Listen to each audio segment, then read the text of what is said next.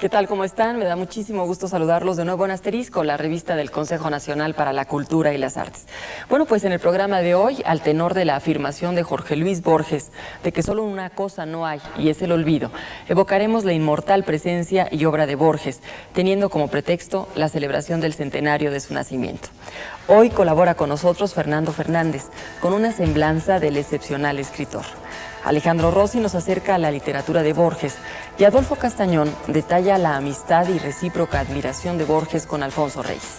También recordaremos a Borges a través de imágenes que le tomaron varios fotógrafos mexicanos. Presentaremos fragmentos de entrevistas y programas de televisión en los que el escritor participa.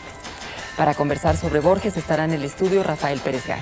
Damos inicio a este homenaje a Jorge Luis Borges. Acompáñenos.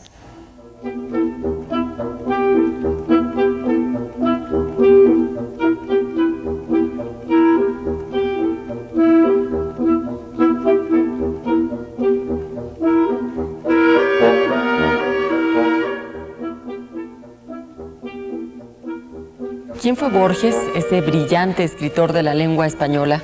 ¿Quién fue esa especie de oráculo que daba respuesta con sus frases, versos y aforismos a casi cualquier cuestión que la inteligencia le planteaba?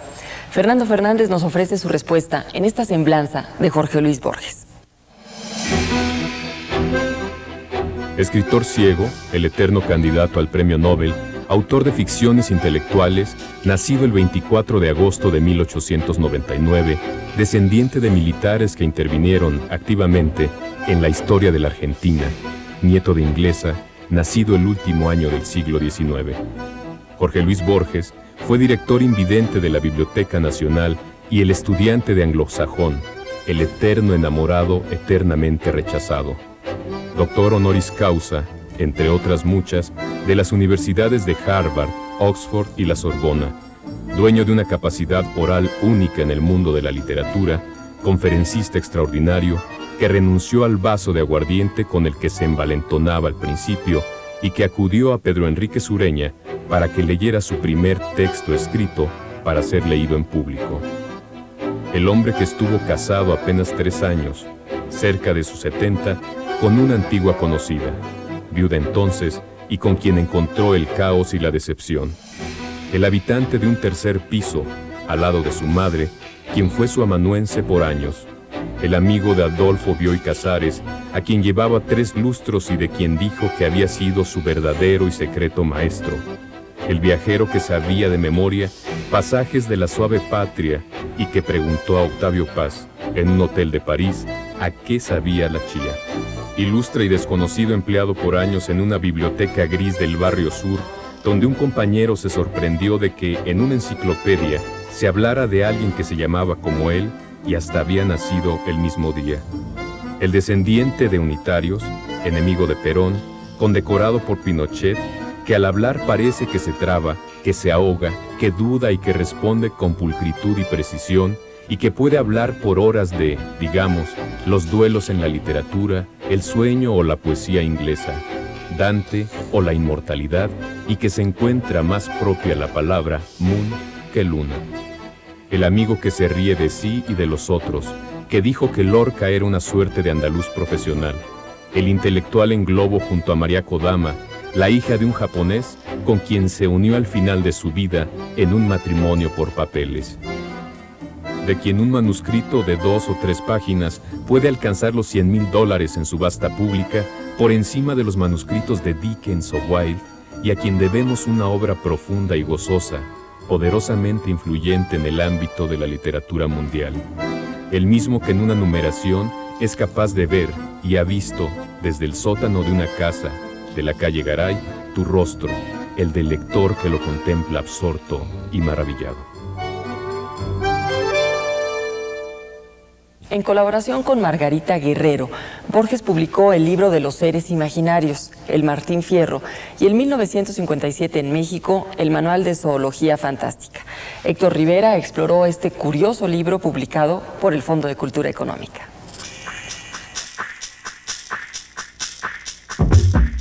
La edición del Manual de Zoología Fantástica es uno de estos trabajos extraordinarios que se pueden hacer de simbiosis entre literatura y pintura ya que lo que Toledo hizo ahí fue dejar volar su imaginación a partir de los textos de Borges que hablan sobre los animales, inventados o reales, considera el investigador del Colegio de México, Rafael Olea Franco, especialista en la obra de este escritor. Tenemos un libro que creo que puede tener dos lecturas que son perfectamente complementarias. La lectura que llamaríamos directamente literaria, quien se preocupa por las descripciones que hace Borges de estos animales, y la lectura meramente visual, de ir disfrutando las láminas de Toledo a partir de lo que se le ocurrió al leer los textos de Borges. Yo creo que incluso el acercamiento que hace Toledo a la obra de Borges es muy ilustrativo para lo que en última instancia deberíamos intentar todos los receptores. ¿Para qué nos sirve la obra de un autor? ¿Qué es lo que podemos nosotros hacer con ella en nuestro beneficio?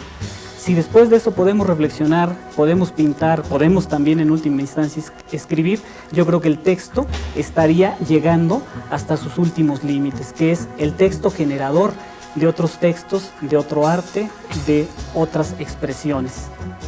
Autor del volumen El otro Borges, el primer Borges, que analiza el periodo de 1923 a 1942, Rafael Olea Franco convocó a 14 especialistas en Borges, entre ellos Iván Almeida y Cristina Parodi, del Centro Borges de Dinamarca, Beatriz Arlo de Argentina, Silvia Molloy de Estados Unidos y Saúl Yurkiewicz de Francia, además del mexicano Carlos Fuentes, para la preparación de un libro de carácter colectivo que habrá de aparecer en octubre próximo.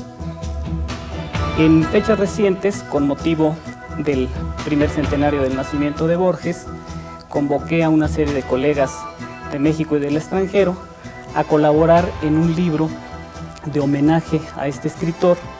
El libro está en proceso, saldrá dentro de poco con el sello editorial del Colegio de México, institución en la que trabajo, y el título de este libro es Borges, Desesperaciones Aparentes y Consuelos Secretos, que remite al final de uno de los ensayos de Otras Inquisiciones, el ensayo titulado Nueva Refutación del Tiempo, donde Borges dice: negar la sucesión temporal, negar el yo, negar el universo astronómico, son desesperaciones aparentes y consuelos secretos. En efecto, su obra lo que intentó hacer fue negar el yo, negar el tiempo y negar el universo astronómico. La intención de un libro de este tipo es naturalmente conocer mejor la obra de Jorge Luis Borges, hacerle un homenaje en este primer centenario de su nacimiento, pero quisiéramos que el resultado final fuera el que debe justificar todo nuestro trabajo, que es que los receptores conozcan más y mejor la obra de Borges. La obra de Borges es considerada por los especialistas como una de las más completas y revolucionarias de la literatura de nuestro siglo. Para Augusto Monterroso, por ejemplo, llegó a significar la devolución de la fe en las posibilidades del español, y para Alfonso Reyes era la más original y profunda de Hispanoamérica. Ahora tenemos para ustedes la calificada visión que sobre este tema nos brinda Alejandro Rossi.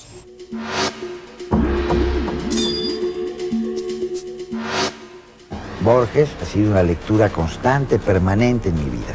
Ahora, dentro de su producción, claro, hay cosas que me gustan más y que me gustan menos, ¿no? El mejor Borges es el que empieza a verse a partir del año 38, más o menos, ¿no?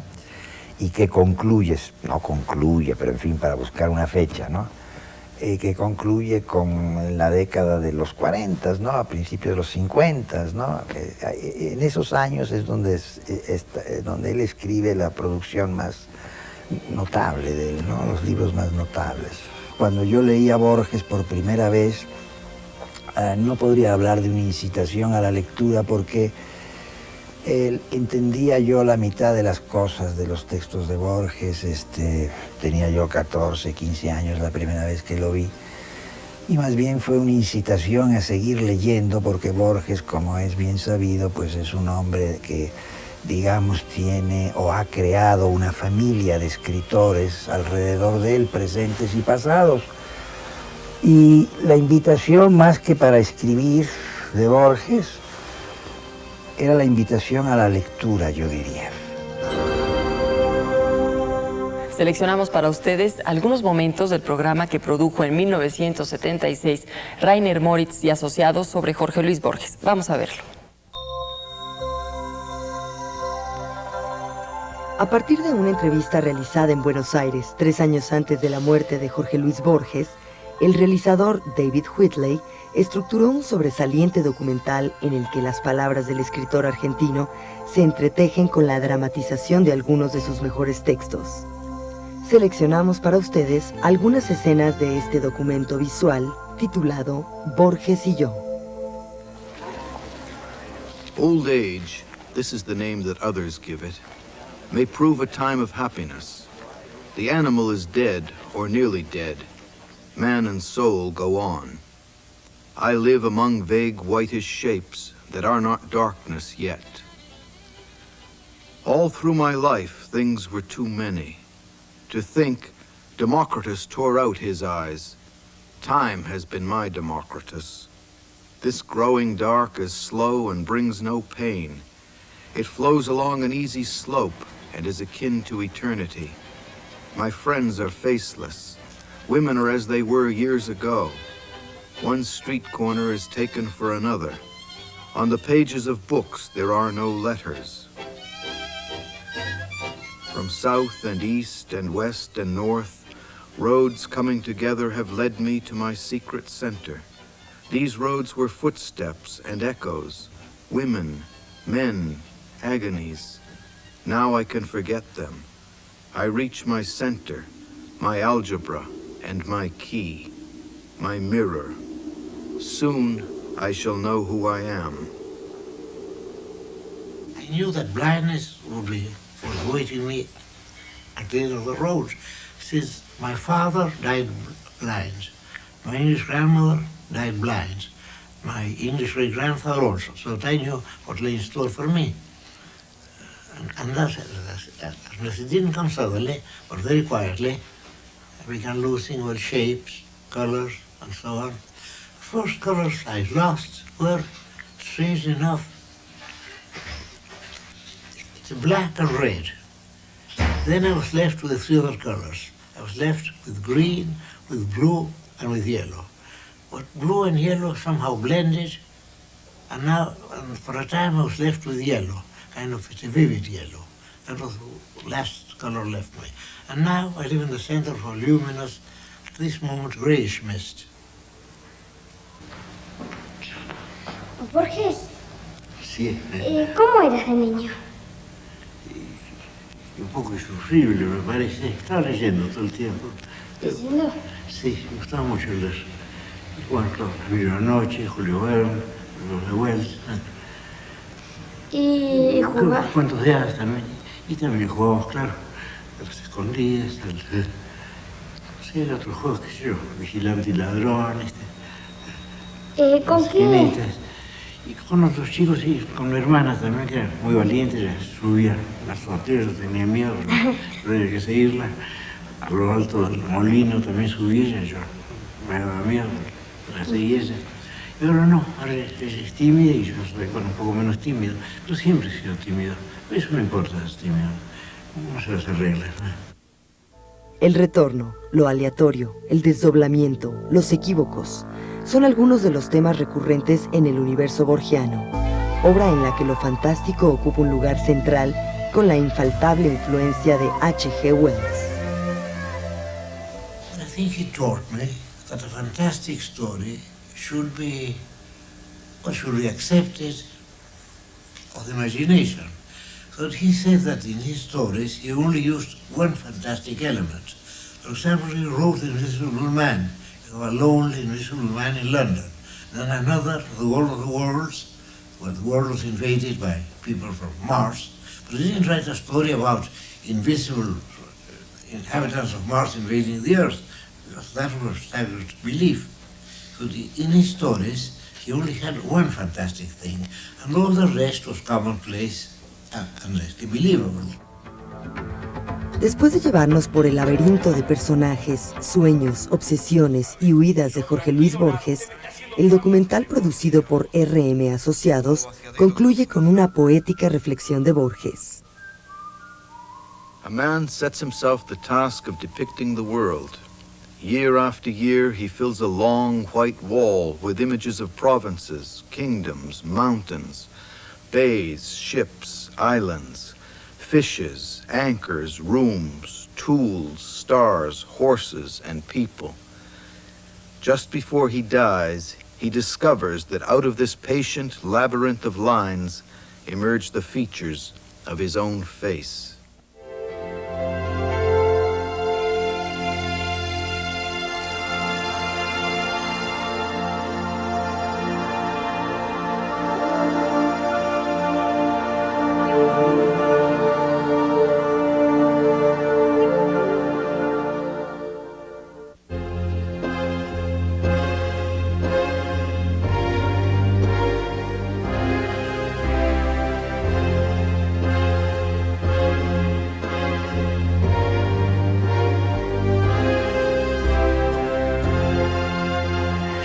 Para platicar sobre Borges invitamos a Rafael Pérez Gay. Él es narrador, periodista y editor y ha publicado, entre otros libros, Me perderé contigo, Llamadas nocturnas y Esta vez para siempre. Actualmente dirige el suplemento Crónica Dominical. Gracias, Rafael, por estar con nosotros. Si te parece, me gustaría que empezáramos hablando un poco de esta ceguera que alrededor de los 56 años de repente pone a Borges en otro estado, pero él dice que no es una pérdida, sino que también es una ganancia y es un instrumento. ¿Qué crees tú que le da a Borges esa ceguera? Bueno, ya es imposible en el año del centenario del nacimiento de Borges hablar de él sin incurrir en ciertos borgesismos, por llamarlos así. Somos los libros que nos han mejorado, yo que tanto son precedido, no he sido nunca aquel en cuyo abrazo desfallecía Matilde Urbach, y precisamente uno de sus grandes poemas, en donde se refiere al destino y dice, no rebaje a lágrima ni a reproche, ahí dice, a la vida que le ha dado los libros y la noche. Para Borges la ceguera era un modo de entrar a la noche, que era uno de sus grandes temas literarios. La noche, el laberinto, el sueño, son temas que no abandonarán nunca a Borges durante toda su vida y a lo largo de todos sus libros. Precisamente esa imaginación fantástica, todo ese mundo del laberinto, del sueño que dices tú, la pesadilla, lo atormentaba mucho. ¿Qué resultado literario da? Importante hoy en día. Bueno, no sé si lo atormentaba o era más bien una posición literaria. Borges, bueno, se dice que intentó de repente. Sí, Borges era muy dado a los laberintos y a la mentira, pero efectivamente en la obra de Borges el sueño es una parte central. Es un tema que está presente tanto en la parte ensayística de su obra como en la poesía, como en el relato.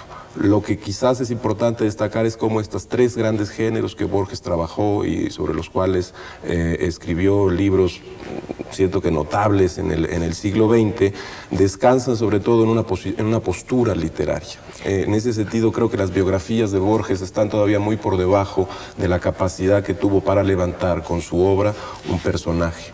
Borges no recibe el premio Nobel y está catalogado como un grande narrador, su prosa es importante, su poesía. ¿Por qué crees tú que nunca escribió una novela? Bueno, a Borges le aburría la novela, la novela larga. Cuando escribía en Sur hicieron una encuesta a propósito de Lolita de Nabokov, que había sido prohibida. A Borges le mandaron un cuestionario. Y Borges contestó que desgraciadamente no había leído Lolita, que no conocía bien a Nabokov y que todo aquello que tenía más de 300 páginas le parecía un camino muy rápido al tedio. De hecho, decía que lo que estaba bien dicho estaba dicho en unas cuantas palabras, cuantas frases, ¿no? Sí, esto siempre en abono de su propia obra. Le gustaban los textos breves, sus cuentos son en general tramas infinitas, pero finitas en unas cuantas páginas. El Aleph, que es quizás uno de los grandes relatos del siglo XX, no solo en español, sino en otras lenguas, es un relato breve, y en la brevedad solía meter infinitos, y en la brevedad solía meter universos notables, siempre buscando que sus relatos tuvieran detrás a una gran cantidad de autores, a todos sus amores literarios. Podía estar Chesterton, podía estar Coleridge, podía estar Quevedo, podía estar Cervantes, pero lo hacía con una gran naturalidad. Es decir, uno puede leer los relatos de Borges sin recurrir a los autores que están detrás, o bien puede rastrear en cada uno de ellos a todos sus amores y modelos literarios. Es quizás el escritor más literario del siglo XX, no solo en lengua castellana, sino quizás en otras lenguas. Si te parece, Rafael, hablemos un poco de esos amores literarios, de esas influencias. Quevedo, España, Cervantes. En Borges, ¿cuál es ese peso, esa importancia? Sí, bueno, primero que nada, Borges es yo creo que Borges era un ensayista erudito, increíblemente erudito, pero era capaz también de ser un correctísimo reseñista. De eso nos hablan los textos de Textos Cautivos, que publicaba en una revista para mujeres, en la revista En el Hogar. Borges era un difusor también, lo fue durante mucho tiempo, y un presentador de autores. Entre otros, uno puede llegar fácilmente a Quevedo o a Cervantes, pero no solo en España, es decir, es un difusor y es quien vio primero, o más correctamente, a Flaubert en Francia, es quien vio a Coleridge y la filosofía alemana, que era una de sus pasiones. Aquí lo interesante es que todo eso podía estar en un solo texto de unas cuantas cuartillas. Podía estar en el Aleph, podía estar en un relato de historia universal de la infamia, puede estar en el poema de los dones, puede estar en Adrogué. Eso yo creo que es lo más notable de Borges y lo que lo fue haciendo un personaje de letras y un personaje literario. ¿Y Dante y la comedia? Era uno de sus grandes y más notables modelos. Borges nunca cesó de leer, aun cuando estaba ciego, le leían.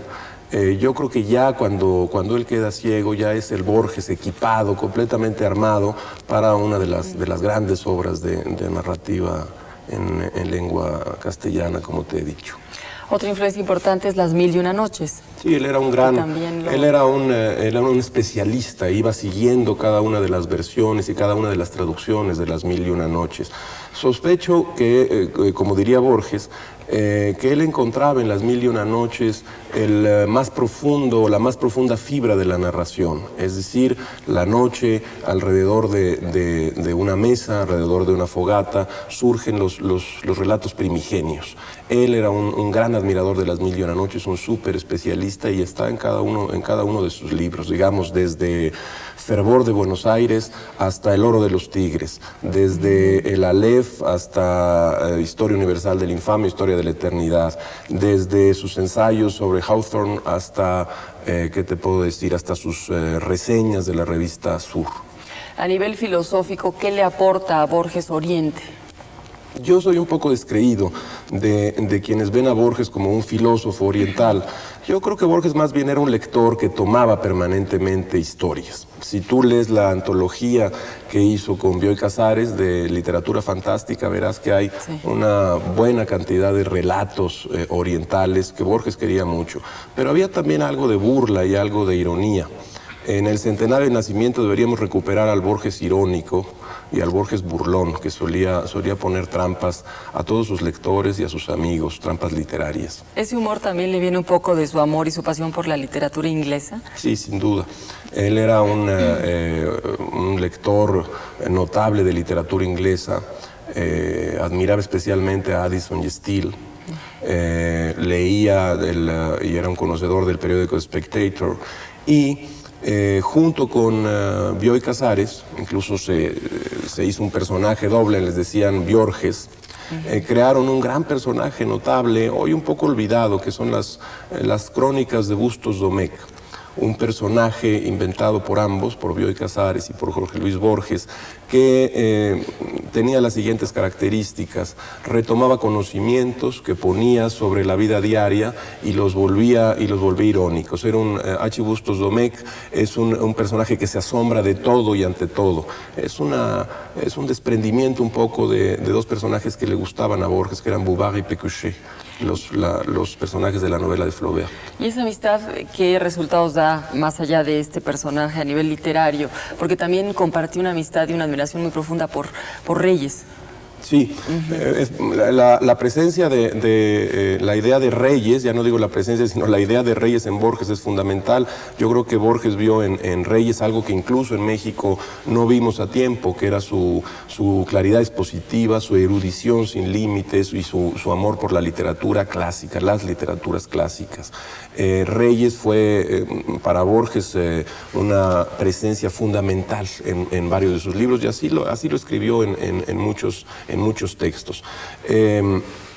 La relación, para regresar un poco a esto, la relación de Bioy Casares con Borges, Borges era mayor, es quien introduce a Bioy al mundo de la literatura, de la novela y del cuento, fue su principal crítico, es quien le decía que si quería escribir no dirigiera suplementos, no hiciera periodismo, que se dedicara solo a hacer el libro que traía entre manos.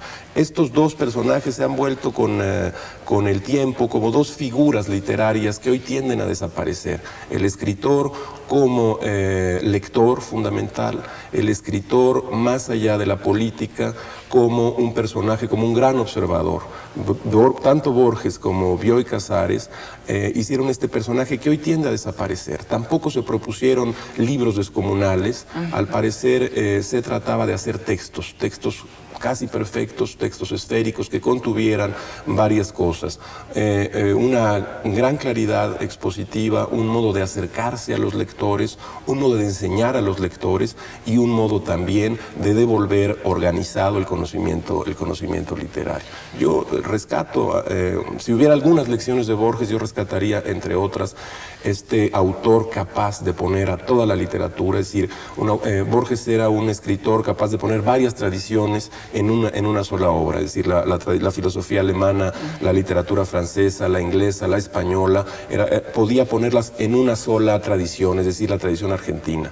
Los grandes temas de Borges, está la Pampa, está los compadritos, está la noche argentina, está el tango, está la milonga. Era capaz de meter en una sola probeta literaria todo esto y darlo en un libro. Es una de las grandes lecciones y uno de los legados más notables de Borges. ¿Cuál es su importancia en cuanto a lo que sucede en Argentina? Hemos hablado un poco de las influencias europeas y de Oriente, pero él es muy importante en Argentina, participa con Victoria Ocampo, por ejemplo, en este proyecto de Sur. Él tiene sus propios proyectos literarios. ¿Qué aporta Borges a la literatura de Hispanoamérica? Bueno, estamos en el año del centenario de su nacimiento, es casi imposible evadir el lugar común, es decir, Borges primero es un gran poeta culto, un poeta intelectual, prosaico muchas veces, capaz de reunir, como te decía hace un momento, varias tradiciones, es decir, en él está la argentina, la inglesa, la francesa, en un movimiento poético que se inicia en Fervor de Buenos Aires, que es de 23, avanza hacia Luna de Enfrente, que es 25, más tarde está el Hacedor y el otro, el mismo, es 64, el Elogio de la Sombra. Lo que puede ser interesante para los lectores de Borges será un lugar común, es que este poeta está también presente en todas las historias de Borges, es decir, está presente en Historia Universal de la Infamia, que es de 35, en Historia de la Eternidad de 36, en Ficciones e incluso en el Aleph. Ahí aparece ya todo el catálogo borgiano que existirá por siempre, como él mismo lo diría, es decir, está la noche, los sueños, la filosofía alemana, la tristeza inglesa, el laberinto, el tigre soñado, la literatura francesa, la pampa, el tango, la milonga. En todo esto ya está, todos estos temas aparecen y van a dar a uno de los lugares que Borges más quería, que es el ensayo. Borges era capaz de hacer que un ensayo fuera un poco un cuento y que tuviera todo el impulso y la intensidad poética de su trabajo como poeta. Ahora, en Argentina, y no solo en Argentina, en Hispanoamérica, estamos frente a uno de los escritores más finos, más cultos y mejor armados para lo que se llamaría un hombre de las letras y un hombre de letras, más o menos. Eso es lo que creo que podría ser el legado de Borges. Poner a Borges es siempre muy difícil, es un buen periodista cultural, es un gran ensayista, fue promotor cultural, fue el bibliotecario, la famosa, cuando Victoria Ocampo le ofrece la biblioteca, él se acerca y le dice que él pensaba que estaría bien en la biblioteca de Lomas de Zamora y Victoria le dice, no sea idiota, y lo nombra de inmediato el bibliotecario. Como tú sabes, antes de él había habido dos directores de la biblioteca que también habían sido ciegos. Exacto, entonces dice que es una ironía y que espera que esta tercera vez en la cual un hombre ciego llega a dirigir una biblioteca sea la última, para que después venga la claridad de otros. Tiene también que ver, quizás, es una pregunta, esa ceguera con eso que él decía, que la escritura era una creación estética y que había que pronunciarla, que había que escucharla en voz alta para saber si funcionaba o no. ¿La ceguera le habría ayudado a él a eso? esa perfección, digamos. No, me parece que es anterior y tiene que ver con justamente con el trabajo que desarrollaba con Bioy Casares. Él le decía a Bioy que para que un texto quedara más o menos terminado había que leerlo en voz alta. A nivel del Borges político, el Borges que también está en contra de la dictadura, del antisemitismo, ¿qué podríamos decir de su importancia como... A mí te confieso que no me interesa mucho el Borges político. Creo que no hay un Borges político. Hubo noticias políticas alrededor de Borges que fueron al final bastante injustas, pero quien se acerque, siguen apareciendo inéditos de Borges.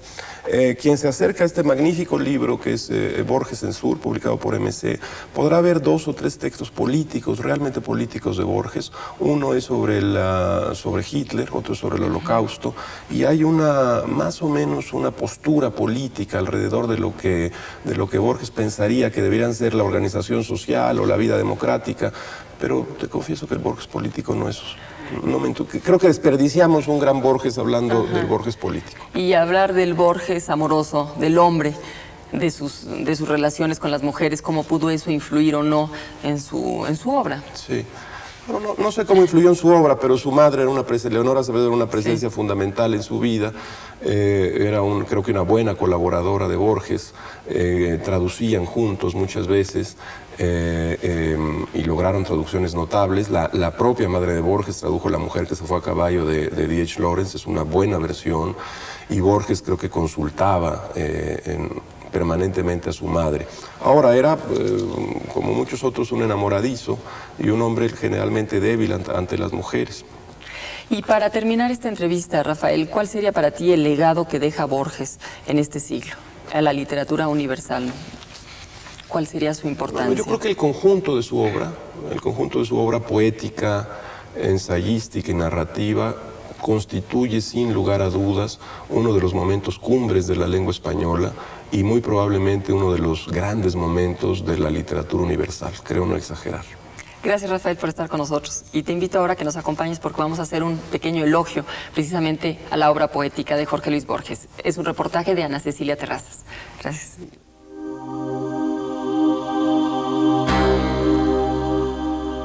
El sueño. La noche nos impone su tarea mágica, destejer el universo, las ramificaciones infinitas de efectos y de causas que se pierden en ese vértigo sin fondo, el tiempo. La noche quiere que esta noche olvides tu nombre, tus mayores y su sangre, cada palabra humana y cada lágrima, lo que pudo enseñarte la vigilia, el ilusorio punto de los geómetras, la línea, el plano, el cubo, la pirámide, el cilindro, la esfera, el mar, las olas, tu mejilla en la almohada, la frescura de la sábana nueva, los jardines, los imperios, los Césares y Shakespeare. Y lo que es más difícil, lo que amas. Curiosamente, una pastilla puede borrar el cosmos y erigir el caos.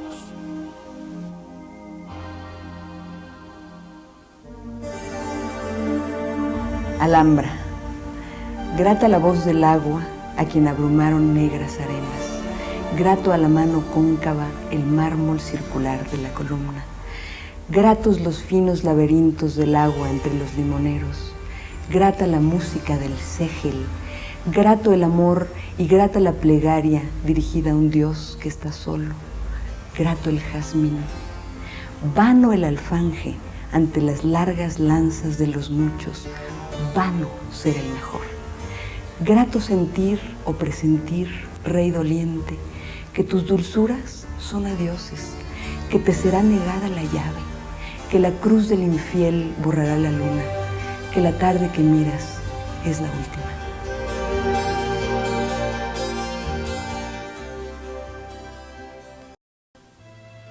Yo. La calavera, el corazón secreto, los caminos de sangre que no veo, los túneles del sueño, ese proteo, las vísceras, la nuca, el esqueleto. Soy esas cosas. Increíblemente, soy también la memoria de una espada y la de un solitario sol poniente, que se dispersa en oro, en sombra, en nada. Soy el que ve las proas desde el puerto. Soy los contados libros, los contados grabados por el tiempo fatigados. Soy el que envidia a los que ya se han muerto. Más raro es ser el hombre que entrelaza palabras en un cuarto de una casa.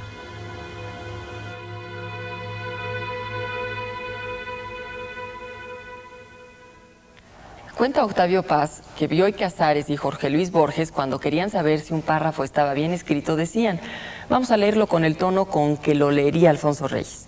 Borges es un mago de las ideas, decía Alfonso Reyes. Borges transforma todos los motivos que toca y los lleva a otro registro mental. Adolfo Castañón da cuenta de este respeto que se transformó en una estrecha y personal amistad.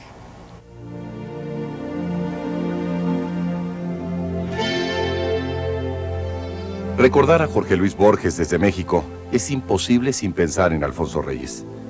Fueron amigos como lo son las cuerdas afinadas. Sus obras, sus inteligencias armonizan una clave. No es casual que en el curso de sus obras podamos espigar correspondencias de temas y actitudes, reconstruir una conversación tan pronto explícita, tan pronto tácita, según ha hecho, por ejemplo, el escritor mexicano Felipe Garrido, al rearmar La máquina de pensar y otros diálogos literarios, que recoge sus coincidencias y engranes en una curiosa antología, donde dialogan y se acompañan como en un espontáneo baile, cuyos pasos se llaman, entre otros, Chesterton, Stevenson, Wells, o como hace Amelia Barilli, la estudiosa argentina, en Jorge Luis Borges y Alfonso Reyes, al destacar la arraigambre y orientación paralelas del escepticismo y del criollismo radical como cosmopolitismo activo.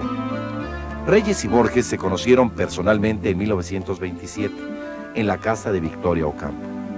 Entre ellos, nació de inmediato una viva amistad y el imán de una irresistible complicidad literaria, a pesar de la diferencia de edades, pero alimentado por el conocimiento que el joven autor de Fervor de Buenos Aires tenía de la obra del autor de Calendario, entonces en su cenit.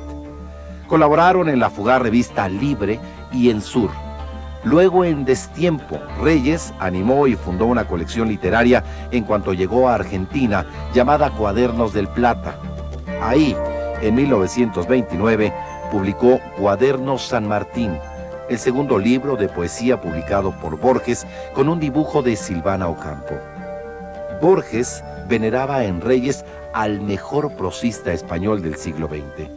A sus ojos, indudablemente superior a Ortega o a Unamuno por su delicada e incisiva inteligencia, su buen gusto y una gracia y ligereza en la forma de decir las cosas, como quien no se da cuenta de lo que dice. Borges lee a Reyes. Sigo siempre a J.P. Bernés, con el mismo placer y admiración que le despiertan Tomás de Quincey y Hazlitt. Tan incisivo es el ojo literario de Reyes que uno se pregunta, dice él, ¿cómo tal inteligencia puede aún venerar las letras? Pero a la inteligencia se añadiría la memoria.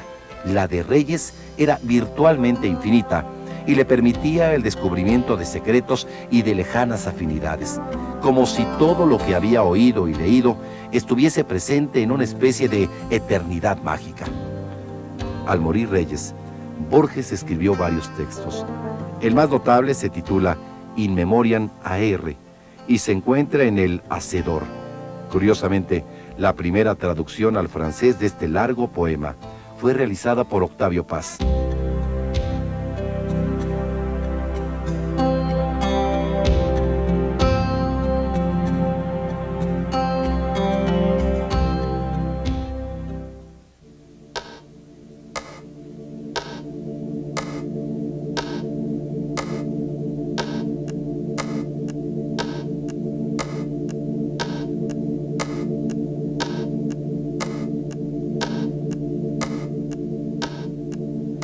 La intensidad de Borges reside, entre otros asuntos, en que trata diversidad de temas.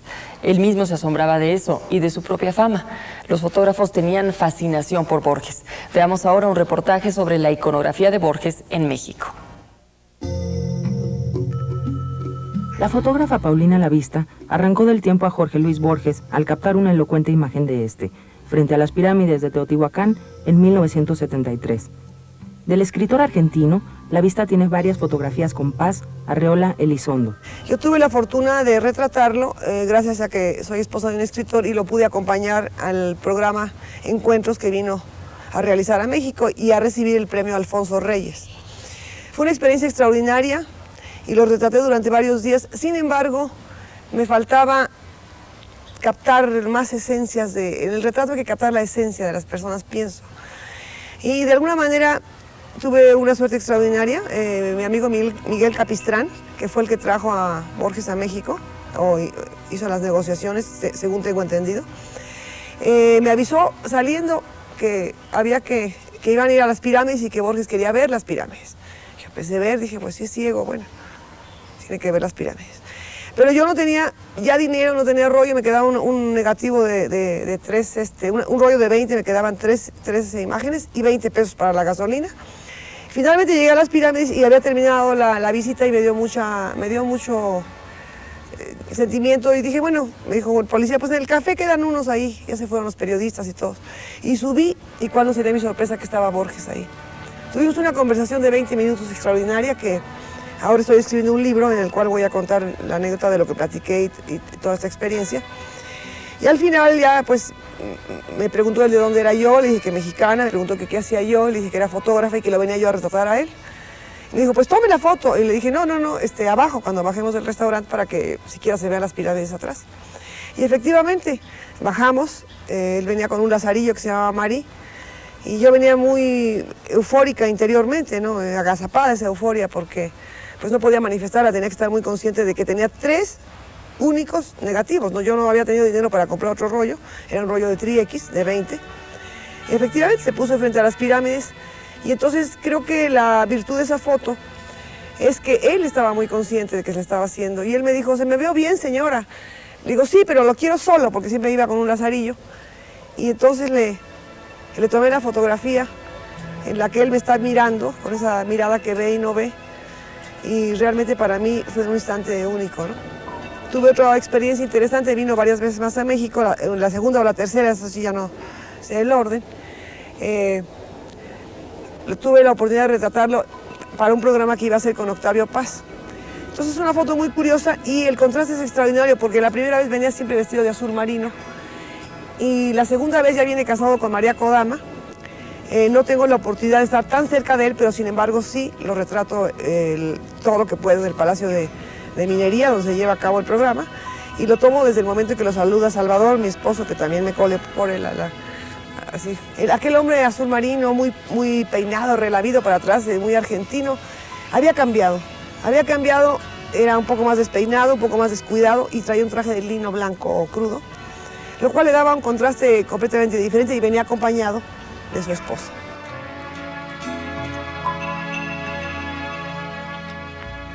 Al cabo de varios años, Borges llegó a la conclusión de que solo se debe leer y escribir lo que a uno le gusta. Bajo esa premisa, Borges redactó los prólogos de las obras que incluye la colección que Claudia Hernández de Vallarispe nos presenta enseguida.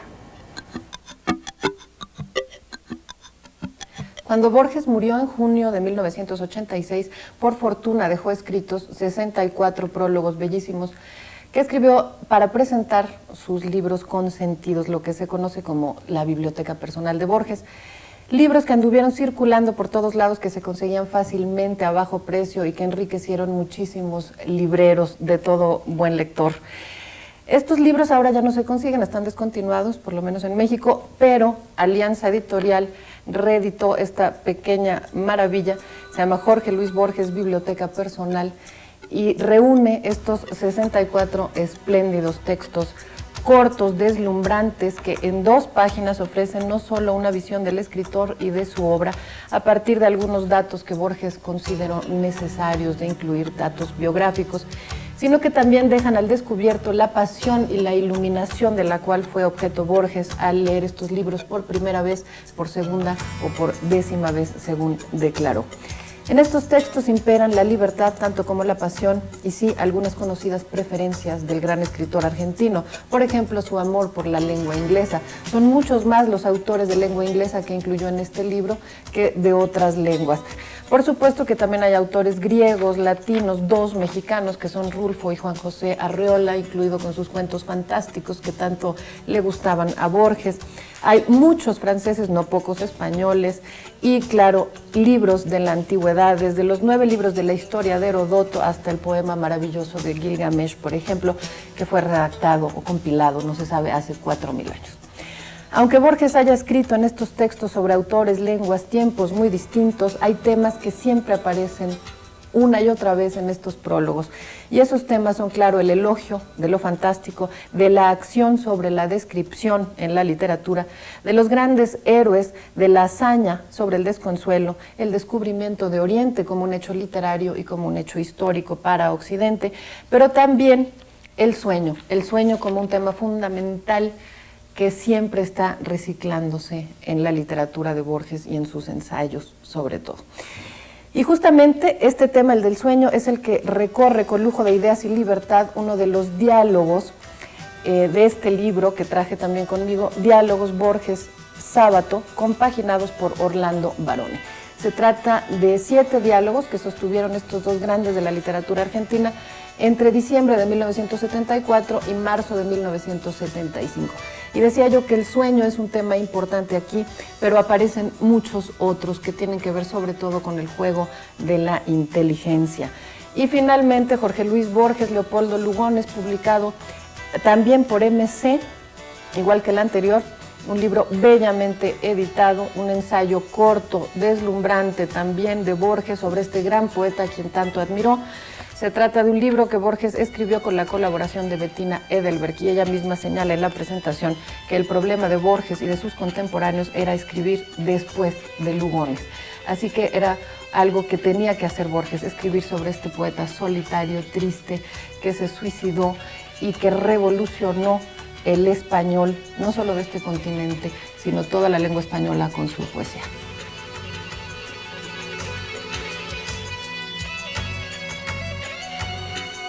Dijo Borges que la poesía no tiene porvenir, es eterna, no tiene pasado ni presente ni futuro, es todo, un texto que se renueva cada vez que se lee. En voz del propio autor les ofrecemos ahora el maravilloso poema de los dones.